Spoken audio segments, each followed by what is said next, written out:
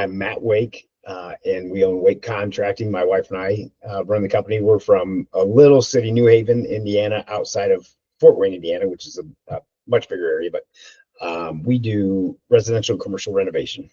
We have been with Redmond Growth for right at 2 years now. We had no marketing experience. I had no business experience whatsoever. We had been in business for 12 years at that time, but so we just really needed the overall everything, the business knowledge, everything. So we really had, I think our lowest year there right before we came on with Redmond was like 320,000. And so after our first year, we did 750, somewhere in that area, and we're going to do just over $1 million this year. Again, I think this is overall for us, the lead generation, which we had no idea on, overall business systems is huge for us.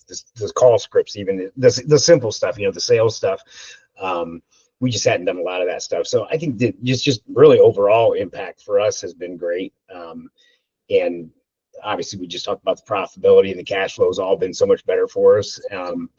And we actually just took a vacation with our 4 boys down to the Caribbean, which was amazing. And I actually got to enjoy it. So the systems that were in place allowed us to go down there and be able to relax and enjoy a week away. So it's just overall been a great experience.